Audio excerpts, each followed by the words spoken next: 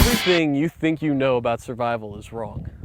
You see, nearly all instruction on the topic revolves around not dying. Our focus is going to be on living. Everybody dies. Everybody watching this right now will die.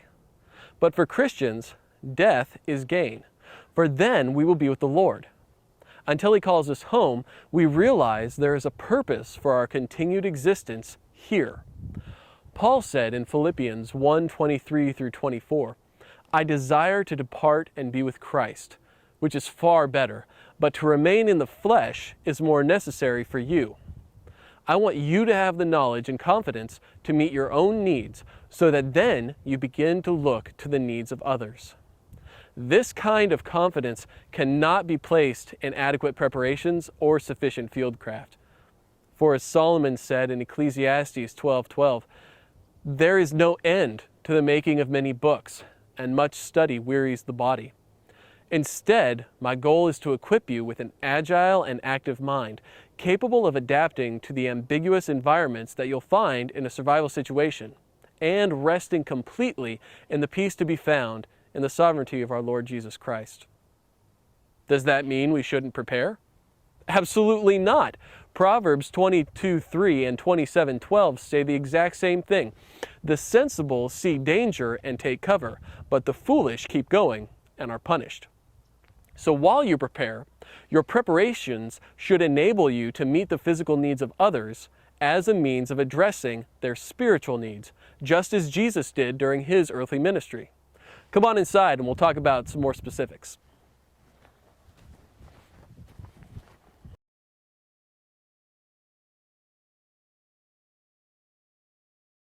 Volcanoes are ruptures of the Earth's crust, which allow hot gas and molten rock to escape. Here's a map of the active volcanoes in the United States. If you're on the East Coast, you may be surprised to see a marker in your vicinity. Volcanoes provide moderate early warning, and the effects are relatively easy to predict. They can occur any time of day, any time of year. Most casualties from a volcano will be from flying debris, burial, burns, and smoke inhalation. Here's a picture of a notable North American volcano before it erupted. Here is the same volcano afterwards. Before, after. Before, after. Any questions? If you are indoors and believe a volcano has just erupted, close and cover all windows, doors, and vents. Cover combustible engines or bring them inside. Monitor the roof for potential collapse from accumulated ash. If you're outdoors during a volcanic eruption, cover your nose and mouth with a wet cloth. Travel upwind and get to the highest ground.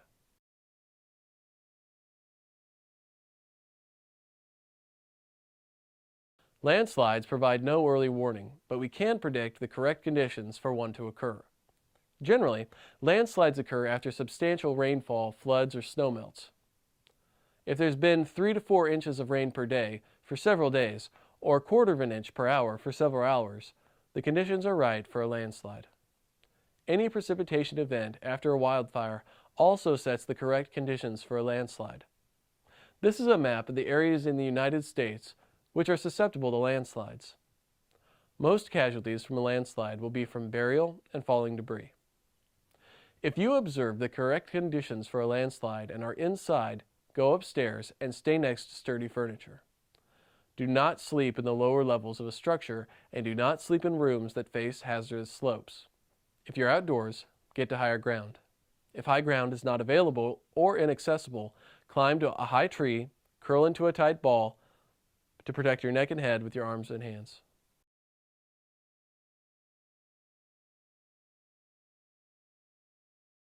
Floods occur when the ground cannot absorb or drain the amount of water on its surface quickly enough. Here is a map of the areas in the United States that are susceptible to flooding. Floods provide moderate early warning and generally follow intense rain or snowmelt. Most casualties are from drowning, rushing debris, and hypothermia. Additional casualties will result from increased insect vectors such as mosquitoes and flies, bacteria, and mold. If outside, get to high ground. If inside, move to an upper level or roof.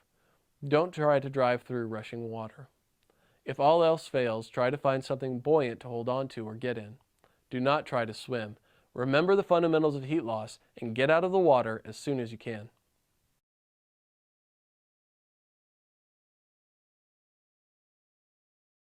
Drought is caused by lack of adequate precipitation. 2011 was a record year for Texas, with the most consecutive days of temperatures above 100 degrees and no rain. Here is a drought monitor map for the United States for the summer of 2011. The areas affected by drought change slightly from year to year, but are generally concentrated around New Mexico, Oklahoma, northern Texas, Colorado, and Kansas. Drought provides excellent early warning and is easy to predict as it is a cumulative effect. It generally occurs during summer months. Most casualties from drought will be the result of dehydration, malnutrition, and stress. Approximately 40% of the world's agricultural land is seriously degraded, requiring the use of artificial fertilizers. The water table in the United States has been slowly but consistently falling. If you find yourself in drought conditions, your primary recourse is to pray for rain. Until God provides water, conserve what water you do have. Take 60-second showers or less. Place a full 20-ounce water bottle in the upper reservoir of every toilet. This will reduce the amount of water consumed per flush. Redirect your gutter and downspouts into rain barrels and wash your dishes and laundry by hand instead of using the machine.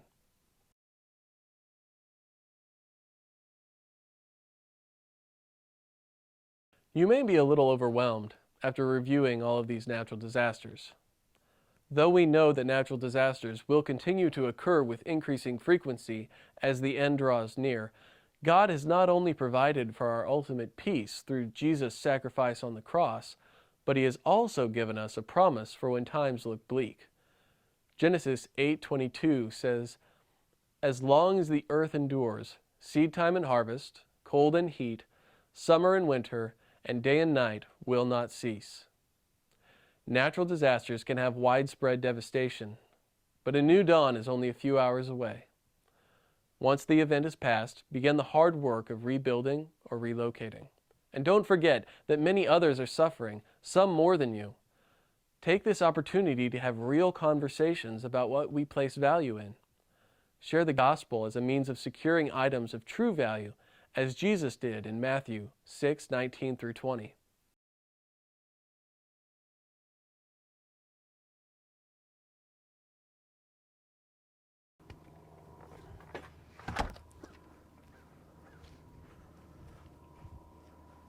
I hope you've enjoyed this episode and gained the skills and knowledge that will enable you to fulfill the Great Commission before, during, and after an emergency situation.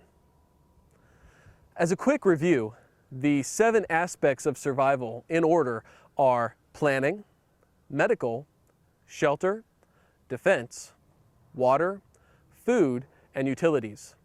The phases of survival are preparation, the event itself, immediate actions, aftermath, transition, and sustainment.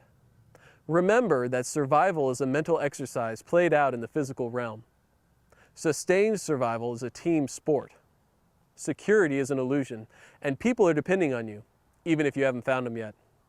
Prevention is the best medicine, and ultimately, survival is about moderation and living in that paradox that can often be difficult to find. As 1 Peter 1:13 says, "Set your hope completely on the grace to be brought to you at the revelation of Jesus Christ."